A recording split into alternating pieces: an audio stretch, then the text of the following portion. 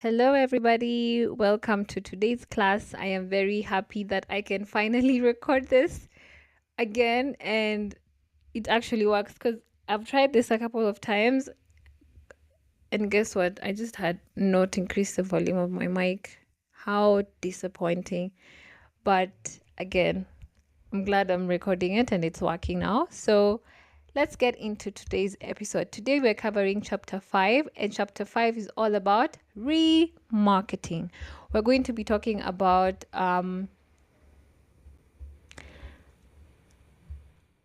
or I will be answering the questions that you will ask as you go through the remarketing chapter in the Meta Ads program. Ding, ding, ding. Have you gone through the remarketing chapter? Or have you gone through the Meta Ads program? If you haven't, this is your time to actually click the link in the description below. Go to the Meta Ads program section, click enroll, pay, and go through the program as soon as you can. We're waiting for you in the community. We can't wait to see how you grow your business. We can't wait to support you on your journey. All right? Yes, girl. Now, let's go into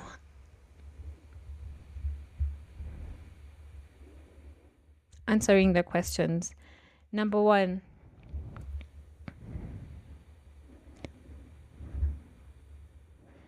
What is remarketing and why does it matter? Remarketing is all about re-engaging people who have already interacted with your business.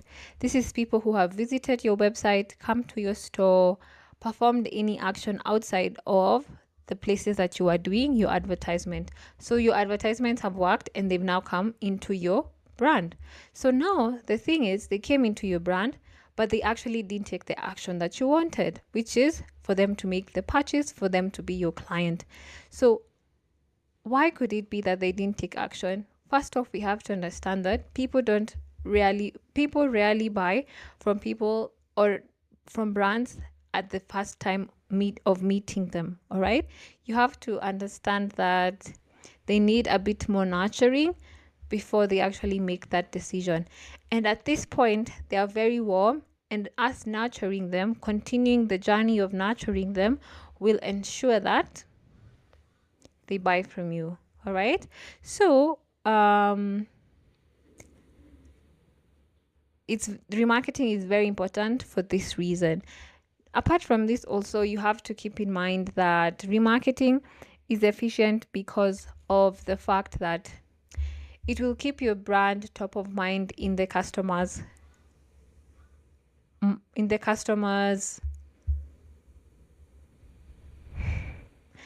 it will keep your brand top of mind with the customer because of the fact that they're seeing your ads more often now that they're inside your brand. They're seeing because the frequency is high, remember, and this will ensure that your brand stays top of mind when they finally want to make the decision to buy your product or to buy your service. So make sure you keep this in mind. All right. Oh, before we go into the second question, let me also add that remarketing is very cheap. It's cheaper than prospecting because at this point, these people already know you, they already like you, they just need a bit more convincing. So your ROAS will be really high compared to prospecting. So that's why remarketing is a really good place for you to earn lots and lots of money. Number 2, what's the biggest mistake people make with remarketing? I would say speaking to the audience, the remarketing audience, as if they're one. We have to understand that this audience is not one because there are different actions that people take at the remarketing level. They could have just visited your website. They could have gotten to the point where they added to cart. They could have just viewed the product. So you have to speak to them with the understanding of where they're at on the funnel, right? So if it's people who have actually just viewed your website and have not actually gotten to the point of adding to cart, the reminders that you would show someone who's added to cart or the offers that you'd present someone who has added to cart would be very different from those that of the person who's just landed on your website without adding to cart. But again, I always recommend this audience segmentation for people with larger budgets. If you're just starting out and you have a small budget, think of a way that you can speak to all of them and they'll feel like all of them are being spoken to. You get what I mean? So I just want you to keep that in mind if you have a small budget. But if you are a big girl and you have a big budget, make sure you actually implement audience segmentation because you'll see better results. Number 3, what are the most profitable remarketing audiences to use? Number 1, I would say add to cart to purchases. So people who've added to cart but have not actually completed their purchase are a very profitable audience for you to use. Then we have recent website visitors. These are people who have just visited your site within that window of 7 to 30 days. Very, very good audience to use. And then existing customers. These are people who have bought from you before, so they are already very warm. And if you're trying to upsell to them, you will get very good results. So new product launches, introduction to other products, this audience will perform really well for you. Number 4, how often should I change my remarketing ads to prevent fatigue? This is a good question, and I would say if you're a big girl again and you have a very big budget, you want to ensure that your frequency is not too high, because if your frequency is too high, your cost of acquisition will be really high and your ROAS will go down. So you need to ensure you're refreshing your ad creatives weekly or in 2 weeks. Don't let your ad creatives run for a month or 2 months without you making a change. All right. So keep this in mind. Number 5, should I be using dynamic product ads for remarketing? Yes, 100% yes. DPA ads are very effective, and the reason why I love them so much is because you don't have to keep changing them and you don't have to worry about frequency. But the only way you can the reason why you don't worry about frequency at this level is because you're worrying about frequency on the other side. Remember, when we're not using DPA ads, we still have to be running other remarketing ads. So what I basically mean is ensure that as you run DPA ads, you also have other creatives running, other remarketing bit, so that first off, people don't just get a reminder of your product, but actually get a reminder of the brand itself. All right? Yes. How do I exclude people who already bought so I don't waste ad spend? This is very crucial and very important, again, so that you don't make the mistake of not excluding people who've already bought from you. And then when you exclude people who've already bought from, when you don't exclude people who've bought from you, what will happen is you will have a very high cost of acquisition. Okay, and if you have a very high cost of acquisition, then what does that mean? That your ROAS will be really low. So ensure that you actually implement this for your audiences. Exclude people who have already bought from you. And how do you actually go about this? I have shown you in the remarketing chapter in the Meta Ads program. So for you who hasn't bought the program or who hasn't enrolled, make sure you click the link in the description below and enroll. All right, and then the question will be very clearly answered in terms of how to do it step by step, visually through the classes. Okay, yes. What kind of ad creatives work best for remarketing? Creatives that have a lot of urgency, creatives that are showing offers, so present offers. And then we have testimonials and social proof.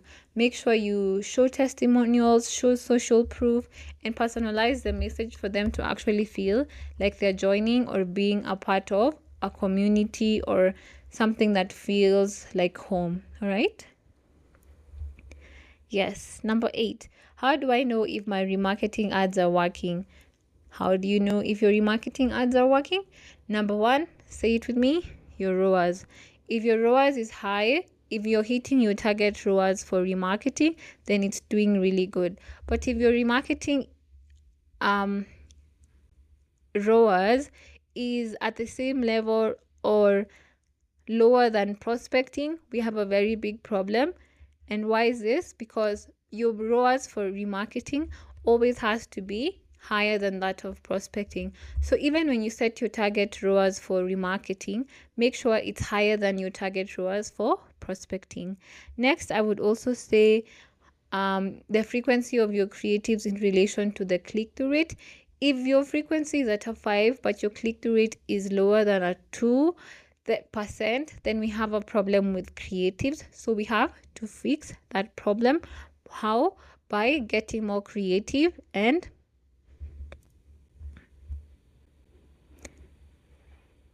creating better creatives, right? Yes. Number 9, how much budget should I put into remarketing? Well, this all depends on where you're at the funnel of your whole business, or what's your strategy at that point. For example, if you are just starting out, you're probably pouring, and you should be probably pouring more money into prospecting, right? But the point where your audience has really grown, you can see your website visits are higher, you can tell that there's more traffic to your site, to your store, and all that. What your aim should be now is to actually convert those people who are coming in. So when you're about to scale, and when you're implementing your scaling strategy, now what will happen is you will have to spend more money at the remarketing bit, so that the efforts that you made at the prospecting will be fruitful. Number 10, what's the first thing I should do if my remarketing ads are not converting? If your remarketing ads are not converting, first off, we have to look into the creatives. Do you have ad fatigue? Is your click-through rate low? Next, we have, are you at the point where you need to start audience segmenting because your audience is bigger, and you also have a bigger budget to spend in remarketing? All right. The other, I would say, just the offers that you're presenting and how you're messaging. So look at those 3 areas and see which point you can improve to get better results. Thank you guys for this class. Thank you guys for this episode. I really had a good time recording it. I hope you guys found it valuable. I will see you all, or I will speak to you again. Why do people, when they do people always see you soon when they are doing YouTube videos or podcasts, no? But you don't really see them. That you're the ones that see them. Okay. Anyway, I digress. I hope you guys had fun. See you in the next episode. Bye-bye.